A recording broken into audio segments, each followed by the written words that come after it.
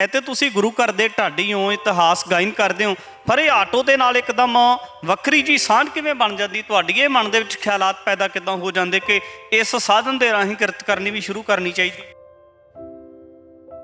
ਜਿਸ ਤਰ੍ਹਾਂ ਪੰਜ ਗ੍ਰੰਥੀ ਦੀ ਸੇਵਾ ਕਰਦੇ ਰਹੇ, ਉਹ ਤੋਂ ਬਾਅਦ ਫਿਰ ਅਖੰਡ ਪਾਠ ਸਾਹਿਬ ਦੇ ਅੰਦਰ ਜਿਸ ਤਰ੍ਹਾਂ ਸੰਤ ਬਾਬਾ ਮਹਿੰਦਰ ਸਿੰਘ ਲੰਬਿਆਂ ਸਾਹਿਬ ਵਾਲੇ, ਬਾਬਾ ਦਰਸ਼ਨ ਸਿੰਘ ਜੀ ਰੁੜਕੇ ਵਾਲੇ, ਤਕਰੀਬਨ ਮੋਹਾਲੀ ਦੇ ਜਿੰਨੇ ਵੀ ਸੰਤ ਸਮਾਜ ਨੇ, ਸਾਧੂ ਨੇ, ਸਾਰਿਆਂ ਦੇ ਨਾਲ ਆਪਾਂ ਵਿਚਰੇ ਹਾਂ। ਗ੍ਰੰਥੀ ਦੀ ਡਿਊਟੀ ਸਾਰਿਆਂ ਨਾਲੋਂ ਔਖੀ ਡਿਊਟੀ ਹੈ। 24 ਘੰਟੇ ਪਹਿਰਾ ਦੇਣਾ, ਪਰ ਤਨਖਾਹ ਕਿੰਨੀ ਤੀ ਉਸ ਸਮੇਂ? ਕੋਈ 500 ਦਿੰਦਾ ਤਾ, ਕੋਈ 1000 1100। ਕਹਿੰਦੇ ਨੇ ਵੀ ਨਾ ਜੀ, ਸਾਡੇ ਕੋਲ ਗ੍ਰੰਥੀ ਨੂੰ ਦੇਣ ਜੋਗੇ ਪੈਸੇ ਨੇ। ਲੰਗਰ ਜਿੰਨੇ ਮਰਜ਼ੀ ਲਾ ਦੇਣ, ਬਿਲਡਿੰਗਾਂ ਬੜੀਆਂ ਬਣਾ ਦੇਣ 4-4 ਮੰਜ਼ਲੀਆਂ, ਪਰ ਗ੍ਰੰਥੀ ਨੂੰ ਕੋਈ ਤਨਖਾਹ ਨਹੀਂ ਦਿੰਦਾ। ਤੁਹਾਡਾ ਸ਼ੁਰੂ ਤੋਂ ਸਿੱਖੀ ਦੇ ਨਾਲ ਜੁੜਿਆ ਹੋਇਆ ਸ਼ੁਰੂ ਤੋਂ ਸਿੱਖੀ ਦੇ ਨਾਲ ਪਿੰਡ ਦੇ ਵਿੱਚ ਭਗਤਾਂ ਦਾ ਲਾਣਾ ਵੱਜਦਾ। ਬਜ਼ੁਰਗ ਮੇਰੇ ਬਾਪੂ ਜੀ, ਬਾਬਾ ਜੀ, ਉਹ ਤਕਰੀਬਨ 100 ਸਾਲ ਤੋਂ ਉੱਤੇ ਚੜ੍ਹਾਈ ਕਰੇ। ਉਹ ਗੁਰੂ ਗ੍ਰੰਥ ਸਾਹਿਬ ਦੀ ਬਾਣੀ ਉਹਨਾਂ ਦੇ ਜ਼ਬਾਨੀ ਕੰਠ ਸੀ। ਆਪਾਂ ਦਿਹਾੜੀ ਵੀ ਕਰੀ 40 ਰੁਪਏ ਦਿਹਾੜੀ, ਪਰ ਕਹਿਣ ਦਾ ਭਾਵ ਹੈ ਆਪਾਂ ਨੇ ਮਿਹਨਤ ਕਰੀ। ਸ਼ੁਰੂ ਤੋਂ ਮਿਹਨਤ ਕਰਕੇ ਸਾਈਕਲ ਲਿਆ, ਫਿਰ ਮੋਟਰਸਾਈਕਲ ਲਿਆ, ਫਿਰ ਮਹਾਰਾਜ ਦੀ ਕਿਰਪਾ ਦੇ ਨਾਲ ਆਪਾਂ ਨੇ 2007 ਮਾਡਲ PV 65 1495 ਆਟੋ ਲਿਆ ਸੀ ਪਿਆਗੋ ਪਹਿਲਾਂ। ਫਿਰ ਆਪਾਂ ਨੇ ਇਹ ਆਟੋ ਲਿਆ ਸੀ 2010 ਦੇ ਅੰਦਰ, 10 ਤਰੀਕ 2010 ਸਨ ਤੇ 10ਵਾਂ ਹੀ ਮਹੀਨਾ। ਕੁਝ ਲੋਕਾਂ ਦੇ ਮਨਾਂ ਦੇ ਵਿੱਚ ਵੱਡੇ ਸਵਾਲ ਵੀ ਹੁੰਦੇ ਆ ਕਿ ਅਸੀਂ ਇਹ ਕੰਮ ਨਹੀਂ ਕਰ ਸਕਦੇ। ਉਸ ਕੰਮ ਨੂੰ ਲੈ ਕੇ ਗੁਰੇਜ਼ ਕੀਤਾ ਜਾਂਦਾ, ਜਾਂ ਜਿਹੜਾ ਉਹਨਾਂ ਦਾ ਕਿੱਤਾ ਹੁੰਦਾ ਹੈ, ਫਿਰ ਉਸ ਕਿੱਤੇ ਦੇ ਉੱਪਰ ਹੀ ਆਪਣੇ ਆਪ ਦੇ ਵਿੱਚ ਸਵਾਲ ਵੀ ਖੜੇ ਹੋਣੇ ਸ਼ੁਰੂ ਹੋ ਜਾਂਦੇ। ਹੁਕਮ ਹੈ, ਸਿਧਾਂਤ ਹੈ। ਗੁਰੂ ਨਾਨਕ ਸਾਹਿਬ ਕਹਿੰਦੇ ਪਹਿਲਾ ਜਿਹੜਾ ਕੰਮ ਹੈ ਇਨਸਾਨ ਦਾ, ਕਿਰਤ ਕਰੋ। ਮਹਾਰਾਜ ਕਹਿੰਦੇ ਫਿਰ ਨਾਮ ਜਪੋ, ਵੰਡ ਛਕੋ। ਕਿਰਤ ਪਹਿਲਾਂ ਹੈ। ਹੁਣ ਆਪਾਂ ਨੇ ਕਿਰਤ ਨੂੰ ਪਹਿਲ ਦਿੱਤੀ ਆ। ਆਪਣੇ ਕੋਲ ਇਹ ਹੈ ਵੀ ਆਪਣਾ ਵਧੀਆ ਗੁਜ਼ਾਰਾ ਇਸ ਆਟੋ ਦੇ ਨਾਲ ਹੋ ਰਿਹਾ ਅੱਜ ਦੇ ਟਾਈਮ ਦੇ ਅੰਦਰ। ਬਲਵਿੰਦਰ ਸਿੰਘ ਜਟਾਣੇ ਦਾ ਇਤਿਹਾਸ ਵੀ ਤੁਹਾਡੀ ਰਚਨਾ ਤੋਂ ਸੁਣਿਆ, ਬੜਾ ਜੋਸ਼ੀਲਾ, ਤੇ ਲੱਗਦਾ ਨਹੀਂ ਕਿ ਇਹਨਾਂ ਚੀਜ਼ਾਂ ਨੂੰ ਜਦੋਂ ਸੰਗਤ ਦੇ ਵਿੱਚ ਬਿਆਨ ਕਰਦੇ ਹੋ ਤਾਂ ਕਿਤੇ ਨਾ ਕਿਤੇ ਜਿਹੜੀ ਨੌਜਵਾਨੀ ਇੱਕਦਮ ਭਾਈ ਜਟਾਣੇ ਵਰਗੇ ਯੋਧਿਆਂ ਨੂੰ ਵਿਸਾਰ ਚੁੱਕੀ ਸੀ, ਉਹ ਲੀਹ ਦੇ ਉੱਪਰ ਨਜ਼ਰ ਆਉਂਦੀ ਹੈ। ਜਦੋਂ ਅਸੀਂ ਖਾੜਕੂ ਸਿੰਘਾਂ ਦਾ ਇਤਿਹਾਸ ਸੁਣਾਉਂਦੇ ਹਾਂ ਨਾ, ਇੱਕ ਜੋਸ਼ ਆਪਣੇ ਆਪ 'ਤੇ ਵੀ ਆਉਂਦਾ। ਸਾਨੂੰ ਇੱਕ ਮਾਣ ਮਹਿਸੂਸ ਹੁੰਦਾ ਵੀ ਉਹ ਜਿਹੜੇ ਸਾਡੇ ਖਾਤਰ ਜਿਨ੍ਹਾਂ ਨੇ ਕੁਰਬਾਨੀਆਂ ਕੀਤੀਆਂ, ਸਮਝ ਲਓ ਅੱਜ ਉਹ ਮੋਏ ਨਹੀਂ। ਜੇ ਸਰਕਾਰਾਂ ਕਹਿੰਦੀਆਂ ਅਸੀਂ ਖਤਮ ਕਰ ਦਿੱਤੇ, ਬਲਵਿੰਦਰ ਸਿੰਘ ਜਟਾਣਾ ਅੱਜ ਵੀ ਅਮਰ ਹੈ। ਉਹਨਾਂ ਨੇ ਕੀਤੀ ਹੈ ਕੌਮ ਪਿੱਛੇ। ਪਰ ਇੱਕ ਗੱਲ ਹੈ ਵੀ ਉਹਨਾਂ ਨੇ ਆਪਣਾ ਸਾਰਾ ਕੁਛ ਕੌਮ ਦੇ ਲੇਖੇ ਲਾਇਆ। ਜਿਹੜੀ ਸਾਡੇ ਅੱਜ ਕੌਮ ਦੇ ਸਰਮਾਏਦਾਰ ਕਹਾਉਂਦੇ ਨੇ, ਕੌਮ ਦੇ ਵੱਡੇ ਅਹੁਦੇਦਾਰ ਕਹਾਉਂਦੇ ਨੇ, ਜਥੇਦਾਰ ਕਹਾਉਂਦੇ ਨੇ, ਤਕਰੀਬਨ ਉਹ ਪਿੱਛੇ ਹਟਦੇ ਜਾਂਦੇ ਨੇ।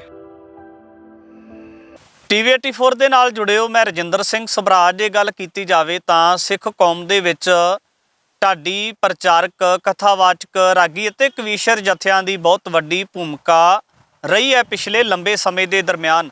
ਇਸੇ ਨੂੰ ਲੈ ਕੇ ਮੌਜੂਦਾ ਸਮੇਂ ਦੇ ਵਿੱਚ ਇਹਨਾਂ ਤਮਾਮ ਸਾਰੇ ਜਿਹੜੇ ਪਹਿਲੂਆਂ ਨੂੰ ਦੇਖਦਿਆਂ ਹੋਇਆਂ ਇੱਕ ਅਹਿਮ ਗੱਲ ਵੀ ਕਹੀ ਜਾਂਦੀ ਹੈ ਕਿ ਇਹ ਜਿਹੜੇ ਤਮਾਮ ਸਾਰੇ ਵਰਗ ਨੇ, ਇਹ ਕੌਮ ਦਾ ਸਰਮਾਇਆ ਨੇ, ਕੌਮ ਦੀ ਰੀੜ੍ਹ ਦੀ ਹੱਡੀ ਨੇ, ਤੇ ਇਹਨਾਂ ਨੂੰ ਸਾਂਭਣ ਵਾਸਤੇ ਕਿਤੇ ਨਾ ਕਿਤੇ ਕੌਮ ਦੇ ਵੱਲੋਂ ਵੀ ਵੱਡੀ ਚਾਰਾਜ਼ੋਈ ਕੀਤੀ ਜਾਂਦੀ ਹੈ।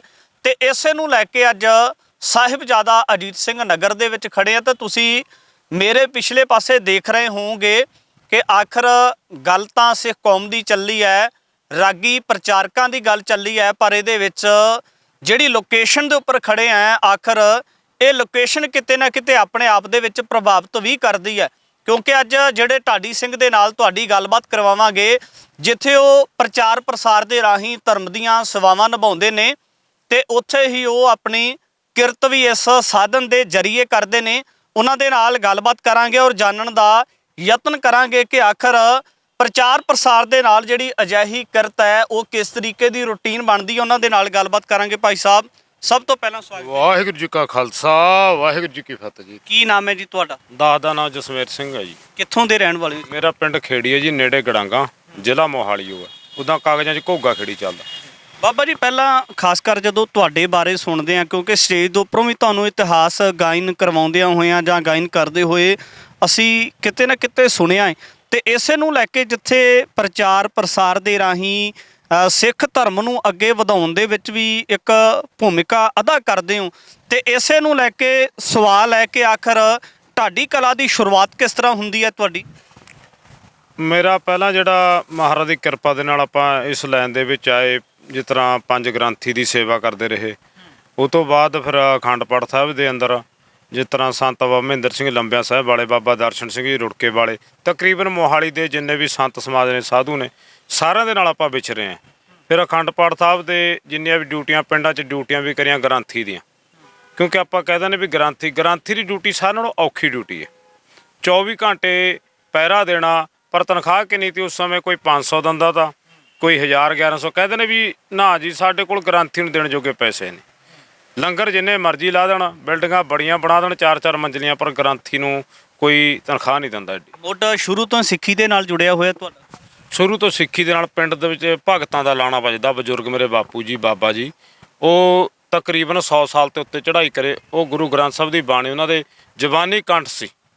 ਉਹਨਾਂ ਨੇ ਪਿੰਡਾਂ ਦੇ ਵਿੱਚ ਸਹਿਜ ਪਾਠ, ਅਖੰਡ ਪਾਠ ਸਾਹਿਬ ਕਰਨੇ, ਫਿਰ ਫਾਦਰ ਸਾਹਿਬ, ਫਿਰ ਮਹਾਰਾਜ ਦੀ ਕਿਰਪਾ ਨਾਲ ਆਪਾਂ ਅੱਜ ਤੀਜੀ ਪੀੜ੍ਹੀ ਹੈ ਮੇਰੀ, ਜਿਹੜੀ ਮੈਂ ਚੱਲ ਰਿਹਾ ਇਸੇ ਲਾਈਨ ਦੇ ਅੰਦਰ, ਸਿੱਖੀ ਦੇ ਅੰਦਰ।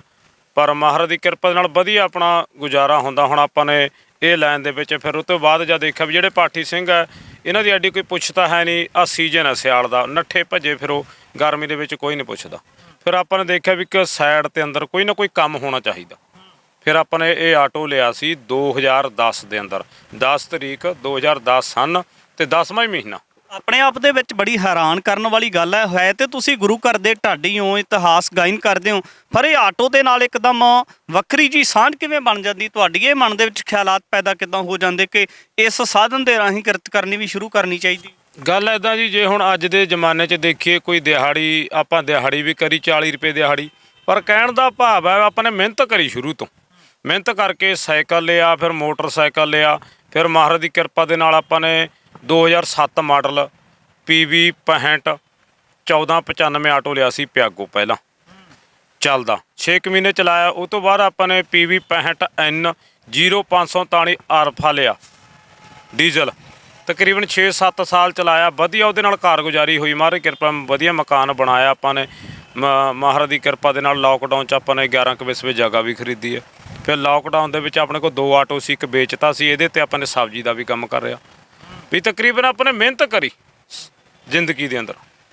ਮਤਲਬ ਇਹਦੇ ਵਿੱਚ ਕੋਈ ਸ਼ਰਮਾਉਣ ਵਾਲੀ ਗੱਲ ਨਹੀਂ ਕਿ ਅਸੀਂ ਇਹ ਜਿਹੜਾ ਕੀਤਾ, ਕਿਤੇ ਨਾ ਕਿਤੇ ਕੁਝ ਲੋਕਾਂ ਦੇ ਮਨਾਂ ਦੇ ਵਿੱਚ ਵੱਡੇ ਸਵਾਲ ਵੀ ਹੁੰਦੇ ਆ ਕਿ ਅਸੀਂ ਇਹ ਕੰਮ ਨਹੀਂ ਕਰ ਸਕਦੇ। ਉਸ ਕੰਮ ਨੂੰ ਲੈ ਕੇ ਗੁਰੇਜ਼ ਕੀਤਾ ਜਾਂਦਾ ਹੈ, ਜਾਂ ਜਿਹੜਾ ਉਹਨਾਂ ਦਾ ਕਿੱਤਾ ਹੁੰਦਾ ਹੈ, ਫਿਰ ਉਸ ਕਿੱਤੇ ਦੇ ਉੱਪਰ ਹੀ ਆਪਣੇ ਆਪ ਦੇ ਵਿੱਚ ਸਵਾਲ ਵੀ ਖੜੇ ਹੋਣੇ ਸ਼ੁਰੂ ਹੋ ਜਾਂਦੇ। ਆਪਾਂ ਨੇ ਕਦੇ ਸ਼ਰਮ ਨਹੀਂ ਕਰੀ, ਕਿਉਂਕਿ ਮੇਰੇ ਗੁਰੂ ਨਾਨਕ ਦਾ ਹੁਕਮ ਹੈ, ਸਿਧਾਂਤ ਹੈ। ਗੁਰੂ ਨਾਨਕ ਸਾਹਿਬ ਕਹਿੰਦੇ ਪਹਿਲਾ ਜਿਹੜਾ ਕੰਮ ਹੈ ਇਨਸਾਨ ਦਾ, ਕਿਰਤ ਕਰੋ। ਮਹਾਰਾਜ ਕਹਿੰਦੇ ਫਿਰ ਨਾਮ ਜਪੋ, ਵੰਡ ਛਕੋ। ਕਿਰਤ ਪਹਿਲਾਂ ਹੈ। ਹੁਣ ਆਪਾਂ ਨੇ ਕਿਰਤ ਨੂੰ ਪਹਿਲ ਦਿੱਤੀ ਆ। ਆਪਣੇ ਕੋਲ ਇਹ ਹੈ ਵੀ ਆਪਣਾ ਵਧੀਆ ਗੁਜ਼ਾਰਾ ਇਸ ਆਟੋ ਦੇ ਨਾਲ ਹੋ ਰਿਹਾ ਅੱਜ ਦੇ ਟਾਈਮ ਦੇ ਅੰਦਰ। ਫਿਰ ਆਪਣਾ ਢਾਡੀ ਜਥਾ ਵੀ ਆ, ਆਪਣੇ ਉਸਤਾਦ ਹੈ ਤਰਸੇਮ ਸਿੰਘ ਜੀ ਮੋਰਾਂ ਵਾਲੀ ਸਾਹਿਬ, ਉਹਨਾਂ ਨੂੰ ਮੈਂ ਆਪਣਾ ਉਸਤਾਦ ਧਾਰਿਆ। ਉਹਨਾਂ ਦੀ ਕਿਰਪਾ ਸਦਕਾ, ਗੁਰੂ ਗ੍ਰੰਥ ਸਾਹਿਬ ਮਹਾਰਾਜ ਦੀ ਮਿਹਰ ਸਦਕਾ ਅੱਜ ਤਕਰੀਬਨ ਵਧੀਆ ਰਿਸਪੌਂਸ ਮਿਲਦਾ। ਮੇਰੇ ਜਥੇ ਦੇ ਅੰਦਰ ਸਰੰਗੀ ਵਾਦਕ ਗੁਰਪ੍ਰੀਤ ਸਿੰਘ ਭੱਟੀ ਭੜੀ ਵਾਲਾ ਮੁੰਡਾ ਤਕਰੀਬਨ ਬਹੁਤ ਸਾਲਾਂ ਤੋਂ ਮੇਰੇ ਨਾਲ ਹੈ। ਉਹ ਤੋਂ ਬਾਅਦ ਸਤਨਾਮ ਸਿੰਘ ਜੀ ਮੀਤ, ਜਿਹਨੇ ਕਿਸੇ ਸਮੇਂ ਦੁਰਗੇ ਰਗੀਲੇ ਦੇ ਨਾਲ ਪੰਜਾਬ ਦਾ ਜਿਹੜਾ ਅੱਜ ਕਲਾਕਾਰ ਚੋਟੀ ਦਾ, ਉਹਦੇ ਨਾਲ ਗਾਇਆ। ਉਹਨਾਂ ਨੇ ਭਗਤ ਸਿੰਘ ਆਜ਼ਾਦ ਮੀਆਂਪੁਰੀ ਦੇ ਨਾਲ ਗਾਇਆ ਏ। ਅੱਜ ਉਹ ਮੇਰੇ ਜਥੇ ਦੇ ਅੰਦਰ ਹੈ। ਤੇ ਇੱਕ ਹੁਣ ਮੁੰਡਾ ਰੱਖਿਆ ਨਵਾਂ, ਸੁਖਵਿੰਦਰ ਸਿੰਘ ਸੁੱਖੀ, ਕਲਾਕਾਰੀ ਲਾਈਨ 'ਚ ਉਹਨੂੰ ਕੱਢ ਕੇ ਲੈ ਕੇ ਆਂਦਾ। ਉਹਨੂੰ ਅੰਮ੍ਰਿਤ ਛਕਾ ਕੇ ਬਕਾਇਦਾ ਸਿੰਘ ਸ਼ਹੀਦਾਂ ਸੋਹਾਣਾ ਸਾਹਿਬ ਦੀ ਧਰਤੀ 'ਤੇ ਸਿੰਘ ਸਜਾ ਕੇ ਅੱਜ ਢਾਡੀ ਕਲਾ 'ਚੋਂ ਬੱਚਾ ਸੇਵਾ ਨਿਭਾ ਰਿਹਾ। ਵਧੀਆ ਜਥੇ ਦੇ ਅੰਦਰ ਵਧੀਆ ਰਿਸਪੌਂਸ ਮਿਲਦਾ ਏ। ਮਹਾਰਾਜ ਦੀ ਕਿਰਪਾ ਦੇ ਨਾਲ ਵਧੀਆ ਪ੍ਰੋਗਰਾਮ ਚੱਲਦੇ ਆ। ਕਿਤੇ ਨਾ ਕਿਤੇ ਕੁਝ ਕਹਿ ਸਕਦੇ ਹਾਂ ਕਿ ਜਿਹੜੇ ਨਵੇਂ ਨੌਜਵਾਨ ਜਾਂ ਮੁਟਿਆਰਾਂ ਨੇ, ਆਖਰ ਉਹ ਵੀ ਇਸ ਕਿੱਤੇ ਦੇ ਨਾਲ ਜੁੜਦੇ ਨੇ, ਪਰ ਕੁਝ ਸਮੇਂ ਬਾਅਦ ਜਦੋਂ ਖਾਸ ਕਰ ਇੱਕ ਚੀਜ਼ ਨੂੰ ਲੈ ਕੇ ਕਿਤੇ ਨਾ ਕਿਤੇ ਜੁੜਦੇ ਨਜ਼ਰ ਆਉਂਦੇ ਨੇ ਕਿ ਸਾਨੂੰ ਪੈਸਾ ਬਹੁਤ ਹੋਵੇਗਾ, ਮੁਨਾਫਾ ਹੋਵੇਗਾ ਸਾਡਾ, ਤੇ ਜਦੋਂ ਕੁਝ ਜ਼ਿਆਦਾ ਪੈਸਾ ਗਾਇਕੀ ਦੇ ਮੱਦੇ ਨਜ਼ਰ ਨਹੀਂ ਆਉਂਦਾ ਤੇ ਕਿਤੇ ਨਾ ਕਿਤੇ ਉਹ ਜਿਹੜੀ ਇੱਕ ਲੱਚਰਤਾ ਏ ਜਾਂ ਗਾਇਕੀ ਪੁਣੇ ਦੇ ਵਿੱਚ ਪੈਰ ਰੱਖ ਲੈਂਦੇ ਨੇ। ਇਸ ਗੱਲ ਨੂੰ ਸਹੀ ਮੰਨਦੇ ਹੋ ਤੁਸੀਂ?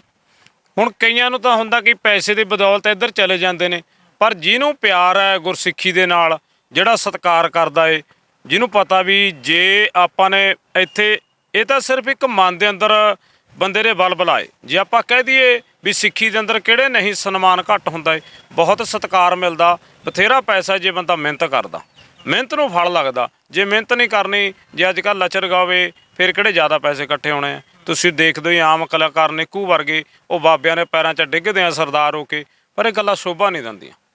ਆਪਾਂ ਮਹਾਰਾਜ ਦੀ ਕਿਰਪਾ ਦੇ ਨਾਲ ਵਧੀਆ ਰਿਸਪੌਂਸ ਹੈ। ਮੈਂ ਤੁਹਾਨੂੰ ਕਹਿਣਾ ਵੀ ਆਪਾਂ ਨੇ ਲੋਕਡਾਊਨ 'ਚ 11 ਕੁ ਵਿਸਵੇ ਜਗ੍ਹਾ ਵੀ ਖਰੀਦੀ ਸੀ।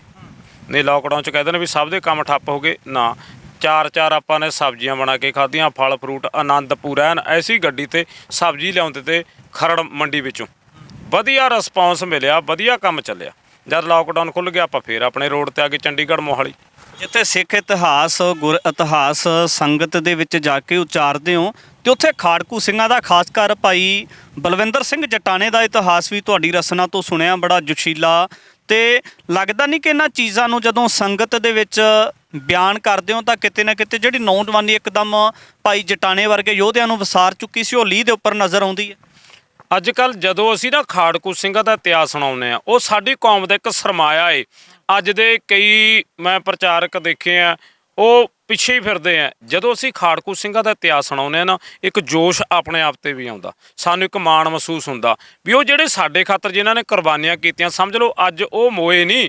ਜੇ ਸਰਕਾਰਾਂ ਕਹਿੰਦੇ ਅਸੀਂ ਖਤਮ ਕਰ ਦਿੱਤੇ, ਬਲਵਿੰਦਰ ਸਿੰਘ ਜਟਾਣਾ ਅੱਜ ਵੀ ਅਮਰ ਹੈ। ਉਹ ਯੋਧਾ ਅੱਜ ਵੀ, ਜੇ ਆਪਾਂ ਜਦੋਂ ਸਟੇਜ 'ਤੇ ਉਹਨਾਂ ਦਾ ਇਤਿਹਾਸ ਸੁਣਾਉਂਦੇ ਹਾਂ, ਸਟੇਜ 'ਤੇ ਖੜ੍ਹਦੇ ਹਾਂ, ਤੁਸੀਂ ਵੀ ਸੁਣਿਆ ਹੀ ਹੈ ਵੀ ਇੰਝ ਲੱਗਦਾ ਵੀ ਅਜੇ ਤੱਕ ਉਹ ਮਰਿਆ ਨਹੀਂ।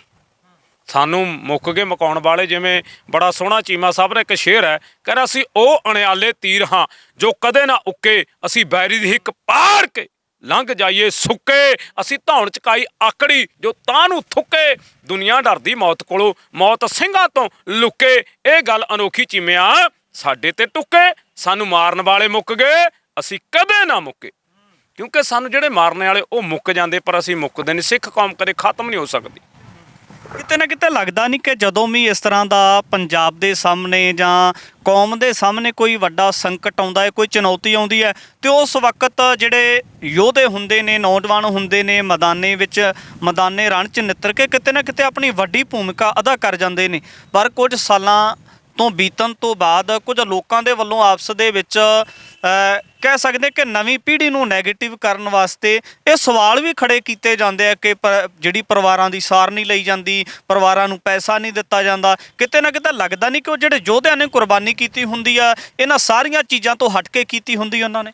ਜੇ ਆਪਾਂ ਪੈਸੇ ਦੀ ਗੱਲ ਕਰੀਏ, ਵੀ ਉਹਨਾਂ ਯੋਧਿਆਂ ਨੇ ਪੈਸੇ ਪਿੱਛੇ ਤਾਂ ਕੁਰਬਾਨੀ ਨਹੀਂ ਕੀਤੀ, ਉਹਨਾਂ ਨੇ ਕੀਤੀ ਹੈ ਕੌਮ ਪਿੱਛੇ। ਪਰ ਇੱਕ ਗੱਲ ਹੈ ਵੀ ਉਹਨਾਂ ਨੇ ਆਪਣਾ ਸਾਰਾ ਕੁਛ ਕੌਮ ਦੇ ਲੇਖੇ ਲਾਇਆ। ਜਿਹੜੀ ਸਾਡੇ ਅੱਜ ਕੌਮ ਦੇ ਸਰਮਾਏਦਾਰ ਕਹਾਉਂਦੇ ਨੇ, ਕੌਮ ਦੇ ਵੱਡੇ ਅਹੁਦੇਦਾਰ ਕਹਾਉਂਦੇ ਨੇ, ਜਥੇਦਾਰ ਕਹਾਉਂਦੇ ਨੇ, ਤਕਰੀਬਨ ਉਹ ਪਿੱਛੇ ਹਟਦੇ ਜਾਂਦੇ ਨੇ। ਜੇ ਆਪਾਂ ਕਹਿ ਦਈਏ ਜਿਵੇਂ ਭਾਈ ਬਲਵਿੰਦਰ ਸਿੰਘ ਜਟਾਣਾ, ਸਿੱਧੂ ਮੂਸੇਵਾਲੇ ਦਾ ਜਿਹੜਾ ਗਾਣਾ ਆਇਆ ਸੀ, ਨਿੱਤ ਨਵਾਂ ਗਾਣਾ ਆਊਗਾ ਨਹੀਂ ਤਾਂ ਬਲਵਿੰਦਰ ਜਟਾਣਾ ਆਊਗਾ।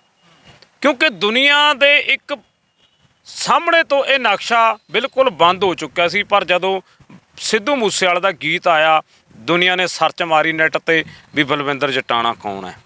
ਜਦੋਂ ਸਰਚ ਮਾਰੀ, ਸਾਰਿਆਂ ਦੇ ਮਨਾਂ ਦੇ ਵਿੱਚ ਉਸ ਇਤਿਹਾਸ ਨੂੰ ਪੜ੍ਹਿਆ, ਸੁਣਿਆ, ਫਿਰ ਇੱਕ ਉਸ ਯੋਧੇ ਨੂੰ ਅੱਗੇ ਲਿਆਉਣ ਦਾ ਸਭ ਦੇ ਮਨ ਦੇ ਵਿੱਚ ਇੱਕ ਬਲਬਲਾ ਆਇਆ ਵੀ ਇਹਨਾਂ ਸ਼ਹੀਦਾਂ ਨੂੰ ਅੱਗੇ ਲਿਆਇਆ ਜਾਵੇ, ਜਿਹੜੇ ਕੌਮ ਦੇ ਖਾਤਰ ਸ਼ਹੀਦੀਆਂ ਪਾ ਗਏ, ਆਪਾਂ ਵਾਰ ਗਏ, ਪਰ ਉਹ ਅਣਗੌਲਿਆਂ ਦੇ ਵਿੱਚ ਆ ਗਏ। ਪਰ ਅੱਜ ਉਹ ਯੋਧੇ ਅੱਗੇ ਨੇ। ਅੱਜ ਉਹਨਾਂ ਯੋਧਿਆਂ ਦਾ ਨਾਂ ਆ ਰਿਹਾ ਹਰੇਕ ਸਰੀਰ 'ਤੇ। ਆਪਾਂ ਕੌਮੀ ਇਨਸਾਫ ਮੋਰਚੇ ਦੇ ਅੰਦਰ ਦੇਖਦੇ ਹਾਂ ਵੀ ਕਿਹੜਾ ਇਹੋ ਜਿਹਾ ਖਾੜਕੂ, ਕਿਹੜਾ ਯੋਧਾ ਜਿਹਦੀ ਯਾਦਗਾਰ ਨਹੀਂ ਮਨਾਈ ਜਾਂਦੀ।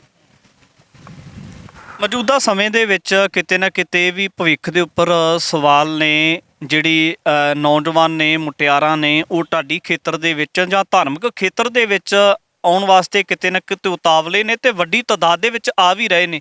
ਉਹਨਾਂ ਦੇ ਵਾਸਤੇ ਤੁਹਾਡੇ ਵੱਲੋਂ ਆਖਰ ਦੇ ਵਿੱਚ ਇਸ ਤਰ੍ਹਾਂ ਦਾ ਮੈਸੇਜ ਕੀ ਹੈ ਕਿ ਉਹ ਬਾਅਦ ਵਿੱਚ ਆ ਜਿਹੜਾ ਕਿਤੇ ਨਾ ਕਿਤੇ ਜਿਹਦੇ ਨਾਲ ਨੈਗੇਟਿਵ ਨਾ ਹੋ ਸਕਣ ਜਾਂ ਆਪਣੇ ਕਿੱਤੇ ਤੋਂ ਨਿਰਾਸ਼ ਨਾ ਹੋ ਸਕਣ, ਤੇ ਇਸ ਗੱਲ ਨੂੰ ਲੈ ਕੇ ਮੈਸੇਜ ਕੀ ਦੇਣਾ ਚਾਹੁੰਦੇ? ਮੈਂ ਤਾਂ ਇੱਕ ਗੱਲ ਕਹਿਣਾ, ਦੇਖੋ ਜਿਹੜਾ ਇਸ ਕਿੱਤੇ ਨੂੰ ਆਤਮ ਆਪਣੇ ਦਿਲੋਂ ਪਿਆਰ ਕਰਦਾ, ਅੰਦਰੋਂ ਚਾਹ ਕੇ ਆਉਂਦਾ ਨਾ ਵੀ ਹਾਂ ਵੀ ਸਿੰਘ ਸੱਜ ਕੇ ਐਨ ਪੂਰਾ ਤਿਆਰ ਹੋ ਕੇ ਆਉਂਦਾ ਵੀ ਮੈਂ ਇਹਦੇ ਜ਼ਿੰਦਗੀ ਲੇਖੇ ਲਾਉਣੀ ਹੈ, ਉਹਨੂੰ ਕਦੇ ਨਿਰਾਸ਼ਾ ਨਹੀਂ ਆਉਂਦੀ। ਜੇ ਆਪਾਂ ਪੈਸੇ ਖਾਤਰ ਆਈਏ ਢਾਡੀ ਕਲਾ 'ਚ ਵੀ ਇਹ ਪੈਸਾ ਕਮਾਉਣਾ, ਆਪਾਂ ਨੇ ਸ਼ੌਹਰਤ ਕਮਾਉਣੀ ਹੈ, ਫਿਰ ਉਹ ਗੱਲ ਨਹੀਂ ਬਣਦੀ। ਕਿਉਂਕਿ ਪਹਿਲਾਂ ਗੁਰੂ ਨਾਨਕ ਦਾ ਜਿਹੜਾ ਸਿਧਾਂਤ ਹੈ, ਨਾਮ ਜਪਣਾ, ਜੇ ਸਿੰਘ ਸਜਿਆ ਬੰਦਾ ਨਿਤਨੇਮੀ ਹੈ, ਗੁਰਬਾਣੀ ਪੜ੍ਹਦਾ, ਗੁਰਬਾਣੀ ਨਾਲ ਪਿਆਰ ਕਰਦਾ ਏ, ਉਹ ਜੇ ਨਿਤਨੇਮੀ ਇੰਨੀ ਕੁ ਕਿਰਪਾ ਕਰ ਦਿੰਦਾ, ਕਹਿੰਦਾ ਜਿਹੜਾ ਗੁਰੂ ਨਾਨਕ ਦੀ ਬਾਣੀ ਦਾ ਨਿਤਨੇਮ ਨਹੀਂ ਨਾ ਛੱਡਦਾ, ਗੁਰੂ ਨਾਨਕ ਮਹਾਰਾਜ ਉਹਦੀ ਬਾਂਹ ਨਹੀਂ ਛੱਡਦਾ। ਪਰ ਮੈਂ ਤਾਂ ਇਹੀ ਸੁਨੇਹਾ ਦੇਵਾਂ ਸਾਰਿਆਂ ਨੂੰ ਵੀ ਭਾਈ ਵੱਧ ਤੋਂ ਵੱਧ ਢਾਡੀ ਕਲਾ ਨੂੰ ਅਪਣਾਓ, ਸਿੰਘ ਸਜੋ, ਗੁਰੂ ਵਾਲੇ ਬਣੋ, ਅਤੇ ਆਪਣਾ ਜਿਹੜਾ ਇਹ ਜੀਵਨ ਹੈ ਇਸ ਕੌਮ ਦੇ ਲੇਖੇ ਲਾਓ। ਕਿਉਂਕਿ ਪੈਸਾ ਨਾ ਦੇਖੋ, ਪੈਸਾ ਤਾਂ ਕੰਜਰਾਂ ਕੋਲ ਵੀ ਕਹਿੰਦੇ ਬਥੇਰਾ ਹੁੰਦਾ। ਜੇ ਆਪਾਂ ਦੇਖੀਏ ਜਿਹੜੇ ਸਿੰਘ ਸ਼ਹੀਦ ਹੋਏ, ਬਾਜਾਂ ਵਾਲੇ ਸਤਿਗੁਰ ਨੇ ਪਰਿਵਾਰ ਵਾਰ ਦਿੱਤਾ, ਇਹ ਸਾਡੇ ਖਾਤਰ ਵਾਰਿਆ। ਜੇ ਅੱਜ ਅਸੀਂ ਯੋਧਿਆਂ ਦੀਆਂ 12 ਸੁਣਾਉਂਦੇ ਆ, ਕਿਤੇ ਨਾ ਕਿਤੇ ਇਹਨਾਂ ਚੀਜ਼ਾਂ ਦਾ ਮੁੱਲ ਪੈਂਦਾ। ਆਖਰਕਾਰ ਮੁੱਲ ਤਾਂ ਪੈਂਦਾ ਹੀ ਹੈ। ਜਦੋਂ ਮਹਾਰਾਜ ਨੇ ਕਿਰਪਾ ਕਰਨੀ ਆ, ਸੁੱਤੇ ਪਏ ਨੂੰ ਵੀ ਬਾਹਰ ਦਾ ਟੂਰ ਲਵਾ ਦੇਣਾ, ਜਾਂ ਇੱਧਰ ਬਥੇਰੀ ਮਹਾਰਾਜ ਦੀ ਐਸੀ ਕਿਰਪਾ ਹੁੰਦੀ ਵੀ ਵਧੀਆ ਪ੍ਰੋਗਰਾਮ ਚੱਲਦੇ ਆ, ਜੇ ਉਈਓ ਬੰਦਾ ਰੋਈ ਜਾਵੇ ਉਹਦਾ ਫਾਇਦਾ ਕੋਈ ਨਹੀਂ। ਬਿਲਕੁਲ ਢਾਡੀ ਕਲਾ ਦੇ ਨਾਲ ਜੁੜੇ ਹੋਏ ਬਾਬਾ ਜਸਮੇਰ ਸਿੰਘ ਖੇੜੀ ਦੇ ਨਾਲ ਗੱਲਬਾਤ ਕੀਤੀ ਹੈ, ਤੇ ਜਿੱਥੇ ਇੱਕ ਨੌਜਵਾਨਾਂ ਦੇ ਵਾਸਤੇ ਨਵੇਕਲੀ ਪੈੜ ਇਹਨਾਂ ਨੇ ਪਾਈ ਹੈ, ਜਿੱਥੇ ਧਾਰਮਿਕ ਖਿੱਤੇ ਦੇ ਵਿੱਚ ਵੱਡੀਆਂ ਸੇਵਾਵਾਂ ਨਿਭਾਉਂਦੇ ਪਏ ਨੇ ਧਾਰਮਿਕ ਖੇਤਰ ਦੇ ਵਿੱਚ, ਤੇ ਉੱਥੇ ਹੀ ਨਾਲ ਆਪਣੀ ਰੋਜ਼ੀ ਰੋਟੀ ਵਾਸਤੇ ਜੀਵਨ ਦੇ ਗੁਜ਼ਾਰਨ ਵਾਸਤੇ ਇੱਕ ਨਵੇਕਲੀ ਕਿਰਤ ਵੀ ਸ਼ੁਰੂ ਕੀਤੀ ਹੈ। ਮੌਜੂਦਾ ਸਮੇਂ ਦੇ ਵਿੱਚ ਕੌਮ ਨੂੰ, ਪੰਥ ਨੂੰ, ਪੰਜਾਬ ਨੂੰ ਇਹੋ ਜਿਹੇ ਜਿਹੜੇ तमाम ਸਾਰੇ ਪ੍ਰਚਾਰਕ ਨੇ ਜਾਂ ਜਿਹੜੇ ਇਸ ਤਰ੍ਹਾਂ ਦੇ ਨੌਜਵਾਨ ਨੇ ਉਹਨਾਂ ਦੀ ਬੇਹੱਦ ਜ਼ਰੂਰਤ ਹੈ, ਕਿਉਂਕਿ ਆਪਣੇ ਕਿੱਤੇ ਤੋਂ ਨਿਰਾਸ਼ ਹੋ ਜਾਣਾ ਬਹੁਤ ਵੱਡੇ ਸਵਾਲੀਆ ਚਿੰਨ੍ਹ ਆਪਣੇ ਆਪ ਦੇ ਵਿੱਚ ਖੜੇ ਕਰਦਾ ਹੈ। ਕਿਉਂਕਿ ਜਦੋਂ ਵੀ ਮਨੁੱਖ ਕੋਈ ਕਾਰਜ ਸ਼ੁਰੂ ਕਰਦਾ ਹੈ, ਜੇ ਉਹਦੇ ਪਿੱਛੇ ਮਨਸ਼ਾ ਹੋਵੇਗੀ ਕਿ ਸਾਡਾ ਇਹ ਲਾਲਚ ਹੈ, ਅਸੀਂ ਪੈਸੇ ਕਮਾਉਣੇ ਹੈ ਜਾਂ ਸਾਨੂੰ ਵਿਦੇਸ਼ਾਂ ਦੀ ਯਾਤਰਾ ਚਾਹੀਦੀ ਹੈ, ਤੇ ਇਸੇ ਨੂੰ ਲੈ ਕੇ ਕਿਤੇ ਨਾ ਕਿਤੇ ਉਹ ਮਨੁੱਖ ਆਪਣੇ ਆਪ ਦੇ ਵਿੱਚ ਇੱਕ ਭੁਲੇਖੇ ਦੇ ਵਿੱਚ ਹੁੰਦੇ ਨੇ। ਪਰ ਜਸਮੇਰ ਸਿੰਘ ਖੇੜੀ ਨੇ ਇੱਕ ਵੱਡੀ ਮਿਸਾਲ ਕਾਇਮ ਕੀਤੀ ਹੈ। ਭਵਿੱਖ ਦੇ ਵਿੱਚ ਵੀ ਕੋਸ਼ਿਸ਼ ਰਹੇਗੀ ਕਿ ਇਸ ਤਰ੍ਹਾਂ ਦੇ ਕਿਰਤੀ ਪ੍ਰਚਾਰਕਾਂ ਦੇ ਨਾਲ ਗੱਲਬਾਤ ਲੈ ਕੇ ਤੁਹਾਡੇ ਦਰਮਿਆਨ ਹਾਜ਼ਰ ਹੁੰਦੇ ਰਹੀਏ। ਧੰਨਵਾਦ।